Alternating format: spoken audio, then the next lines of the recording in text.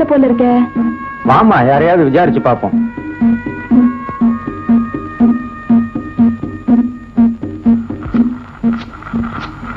அம்மா வாமா. கங்கம்மா வீட்டுல இல்ல, எங்க போயிருக்கா? உனக்கு விஷயமே தெரியாதா? அது செத்து போய் 2 நாள் ஆச்சே. காட்டுக்குள்ள எந்த பாம்பு கடிச்சதோ செத்து போச்சு.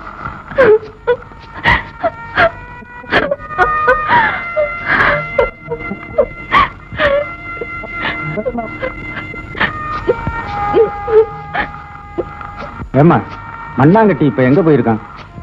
அவன் 2 நாளா சோறு தண்ணி இல்லாம இடுகாட்டுல அழுதுகிட்டு இருக்கான்.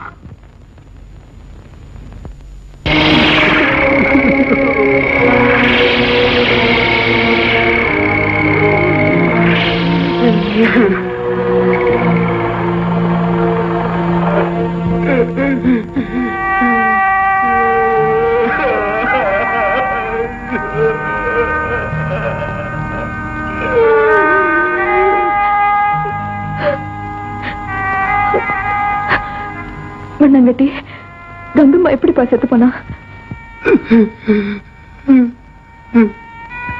சொல்லுப்பா. அது நஞ்சு வேற கடிச்சு தின்னுட்டு செத்து போயிடுச்சுங்க. ஊர்ல பாம்பு கடிச்சு செத்து போனதால சொன்னாங்க. நான் தாமா அப்படி எல்லாருக்கிட்டையும் சொன்னேன். அப்படின்னா அவ தற்கொலை செஞ்சுக்கிட்டாளா? ஆமாங்க. ஏப்பா, என்ன காரணம்?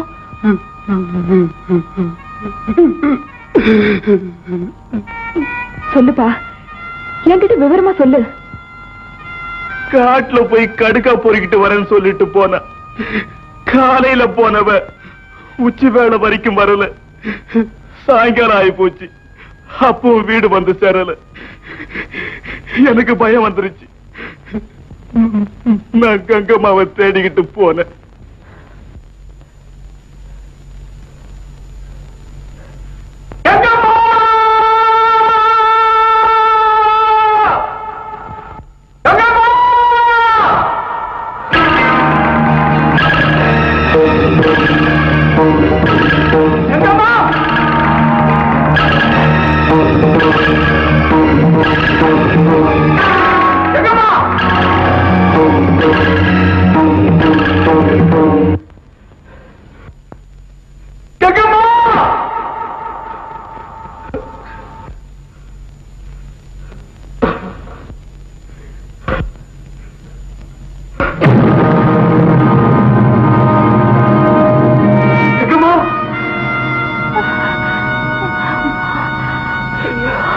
கங்கம்மா,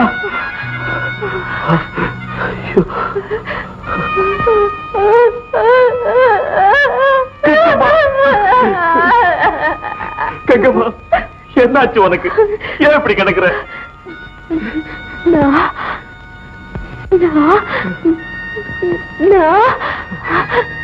நஞ்சு வேற நஞ்சு வேற தின்னுட்டியா? கங்கம்மா, ஏன் இப்படி செய்யுது? சொல்லு கங்கம்மா. ஒரு பாவி என்ன என்ன கெடுத்துட்டான். கங்கம்மா, யாரவன்? சொல்லு கங்கம்மா, யாரது? அங்க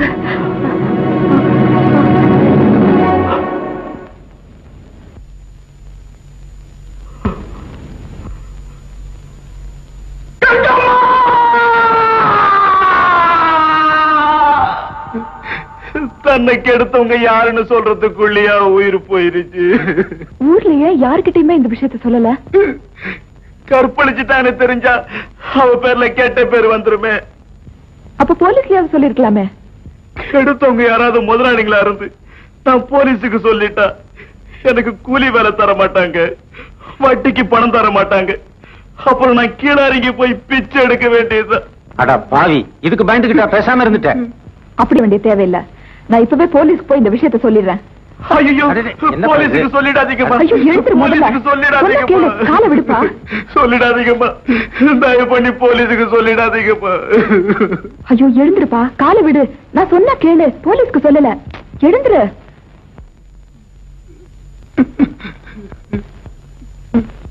மண்ணாங்கட்டி இந்த நீ போய் முதல்ல ஏதாவது சாப்பிட்டு வா. வேண்டாங்க. அட சொன்னா கேளுப்பா, வயித்த பட்டி போடாத, போய் சாப்பிட்டு வா. அட போயிட்டு வாப்பா.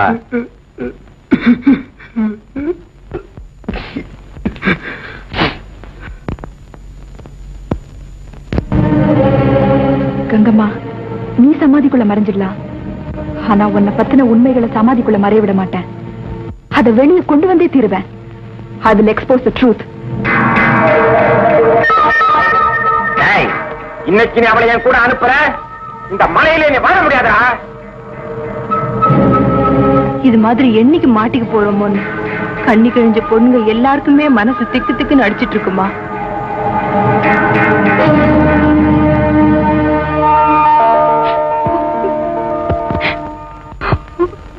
இருளமா அழாத, சொல்லு. ஏமா திரும்ப திரும்ப அந்த கொடுமையை கேட்டுட்டு இருக்கீங்க? எங்க தலைவிதி நாங்க அனுபவிச்சிட்டு இருக்கோம். காலங்காலமா இந்த கொடுமை நடந்துட்டு இருக்கு. இப்ப கங்கம்மா பலியா இருக்கா. இனிமே இது நடக்காம தடுத்து நிறுத்த வேண்டாமா? உனக்கு பிறக்கிற குழந்தைகளும் இதை அனுபவிச்சுதான் தீரணுமா? கூடாதுமா. ஆனா எங்களால எதுவும் செய்ய முடியலையே. என்னால செய்ய முடியுங்கிற நம்பிக்கை எனக்கு இருக்கு. தயவு செஞ்சு சொல்லிடலாமா, அந்த கான்ட்ராக்டரை உன்னை எங்க கூட்டிட்டு போனா? பரவாயில்ல சொல்லுமா. 3 மைலுக்கு அப்பால ஒரு கட்டடம் இருக்கு. வெளியூர்ல இருந்து வரவங்க எல்லாம் அங்கதான் தங்குவாங்களாம். அங்கதான் என்ன கூட்டிட்டு போனோம்மா. டிராவலர்ஸ் பங்களா? அது என்னமோ தெரியலம்மா. அங்கதான் இந்த மாதிரி அக்கிரமெல்லாம் நடக்குது. இல்லம்மா, அந்த இடத்துக்கு நீ என்ன கூட்டிட்டு போக முடியுமா? நானா நானா வேண்டாமா. இல்லம்மா பயப்படாத. இந்த மாதிரி சம்பவங்கள் இனிமே இங்க நடக்க கூடாதுன்னு நீங்க நினைச்சா நீங்க எல்லாம் கொஞ்சம் தைரியமா இருக்கணும். இது பாரு, இனிமேலாவது உங்க மானத்தை காப்பாத்த நீ எனக்கு உதவி செய்யக்கூடாதா? கூட்டிட்டு போறேம்மா.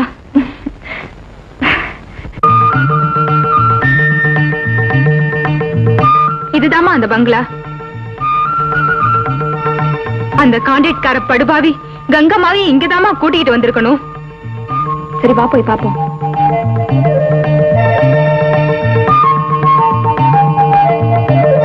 ஏன் நிக்கிற? நீ வா. இல்லம்மா, நீங்க போயிட்டு வாங்க, நான் இங்கேயே நிக்கிறேன்.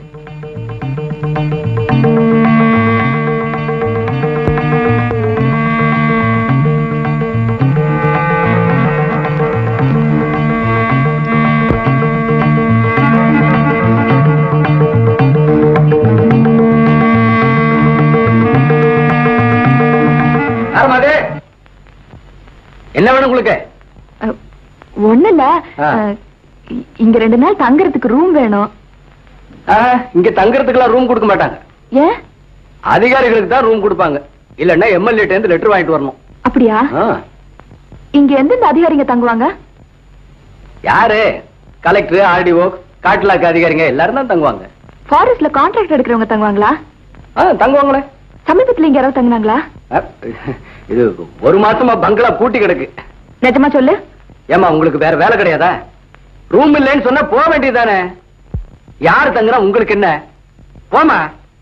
சரியான கழுத்தறுப்பு.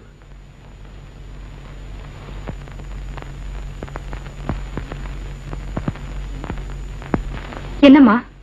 அந்த வாட்ச்மேன் பிடி கொடுத்தே பேச மாட்டேங்கிறான். போகலாமா? அவனுக்கு எப்படி டேக்கிள் பண்றதுன்னே தெரியலையே.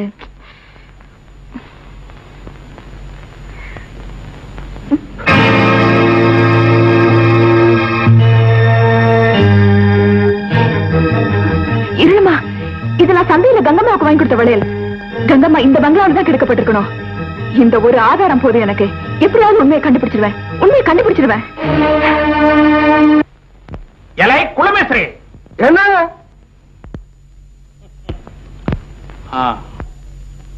உன் மேல ஒரு ரிப்போர்ட் வந்திருக்கா? என்ன ரிப்போர்ட்டுங்க? கள்ளத்தாரையெல்லாம் காய்ச்சறியாம? ஐயோ, நான் காய்ச்சறது இல்லைங்க, குடிக்கிறதோட சரி. போய் சொல்லாத.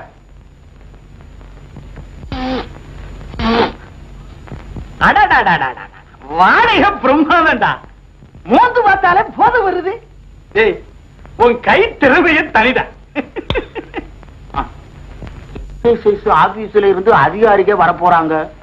மரியாதையும் உன்கிட்ட உள்ள சரக்கு என்கிட்ட தள்ளிடு. என்கிட்ட ஏதுங்க சரக்கு? இல்ல இல்லைங்க. இல்லையா? இல்லைங்க.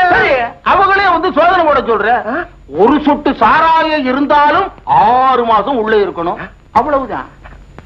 அப்படியெல்லாம் செஞ்சிடாதீங்க. கொஞ்சம் இருங்க, எங்கயாவது இருக்கான்னு தேடி பார்க்கலாம். இந்த பயல்களை எல்லாம் இப்படி மிரட்டினாத்தான் மசிக்கிறானுங்க. அவனுங்களை இப்படியே ரொம்ப நாளைக்கு மிரட்டிட்டு இருக்க முடியாது. ஒரு நாள் அவனுங்க திருப்பி மிரட்டுவாங்க. வாங்க ஐயா, கலெக்டருக்கு பிய. ஏயா, அன்னைக்கு நீயும் உன் மகளுமா சேர்ந்து படம் டூப்பு விட்டீங்கல்ல? உங்களுக்கு வயத்த கலக்கினது உண்டா இல்லையா? எனக்கு மட்டும் என்னையா, எங்க ரெவென்யூ இன்ஸ்பெக்டருக்கு 2 நாளா வயிற்றால போச்சு. அப்புறம்ல விசாரிச்சு உண்மையை கண்டுபிடிச்சா. இப்ப கலெக்டர் இல்லன்னா என்ன?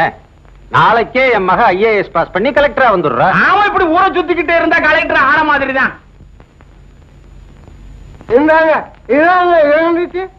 இவ்வளவுதானா? அவ்வளவுதாங்க. இன்னும் இல்லையா?